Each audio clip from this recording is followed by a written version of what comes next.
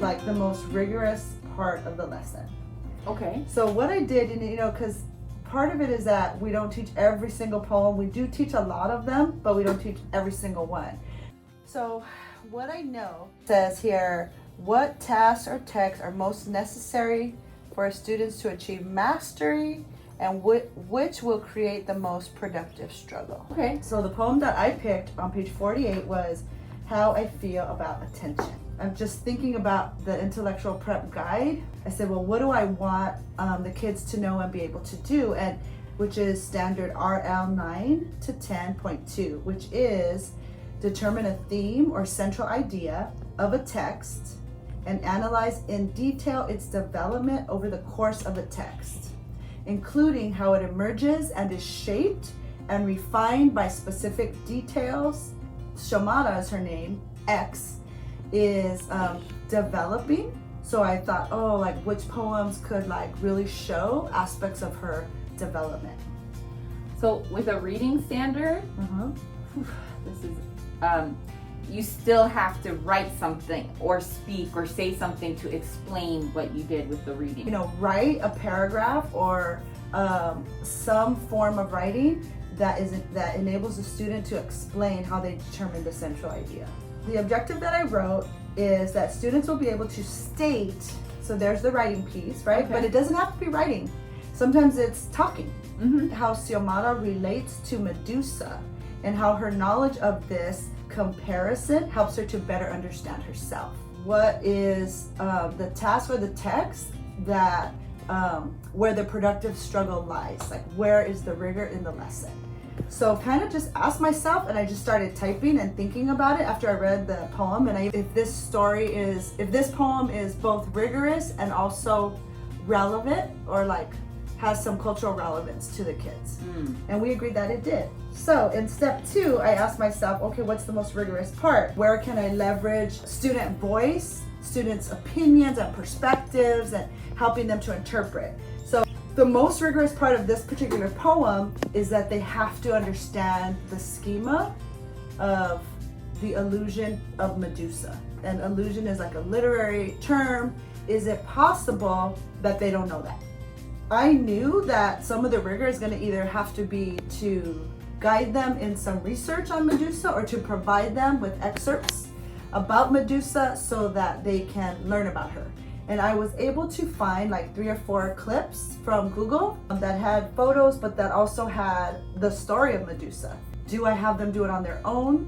Because it's telling them too easy, right? And then I thought that the second part that is rigorous is finding the specific pieces of evidence or lines in the poem that will help them to determine the central idea, right? And help them kind of figure out what Elizabeth Acevedo is saying about Xiomara's. The other piece is the productive struggle, which I think is that it has to be meaning making that they do. I can't tell them.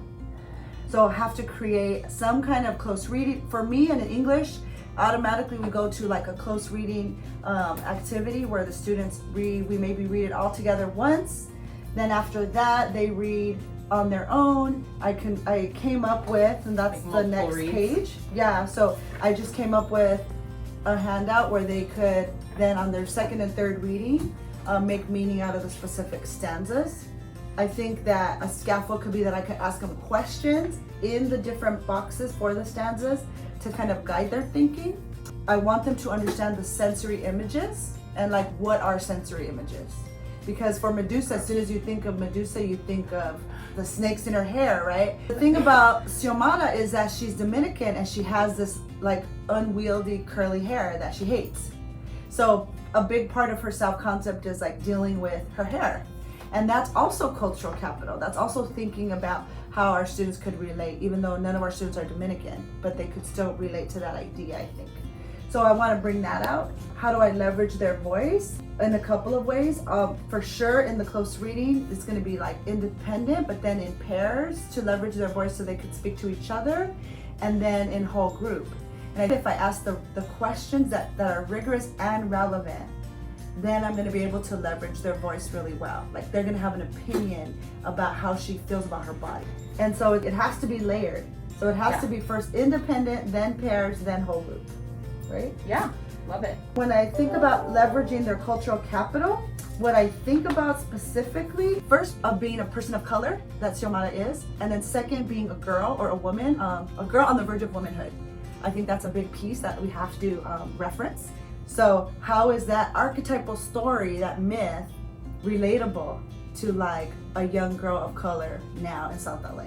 And I think there's a lot of ways to relate that. It's confusing being a teenager, and there's so much conflict and there's so much struggle, and I think that I really want them to understand that self-love is really hard when there's so many things around you that are ugly. Box 3, which is to create an exemplar.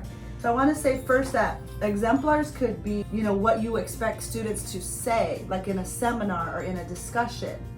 It doesn't have to be in writing to be rigorous. But I also think a teacher to write it out for themselves is important, even if it's going to be something that you're only going to hear the students talk about. So you could get a sense of what you expect the answer to be. So for me, I said, well, I want them to write a paragraph. In one paragraph of at least 8 sentences, explain how Xiomara's comparison of herself to Medusa illustrates her self-concept. Use at least 2 pieces of evidence to support your interpretation. So I wrote it first, then I wrote my answer, then I went back and revised my question, because I was like, oh, what I wrote, what I expect, isn't what I asked.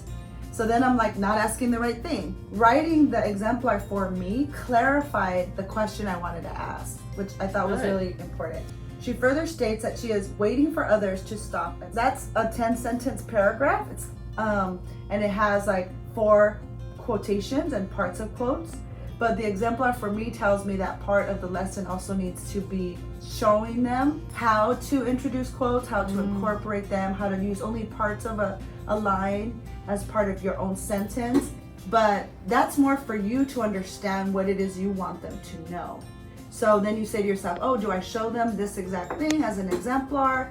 Do I think about ways to let that guide me in other ways that I demonstrate parts of what I want? Or like scaffolds too, do I create scaffolds from that? That's really focusing just on 2 and 3. Once you get to 4 and 5, that's where all the details of like, how do I actually like do this in a moment come in. The idea is that in intellectual prep is that if we start with the rigor and we figure out what we want to do around the rigor, the individual pieces of my lesson that evolve out of that become like really grounded in productive struggle, rigor, and standards, and that's cool.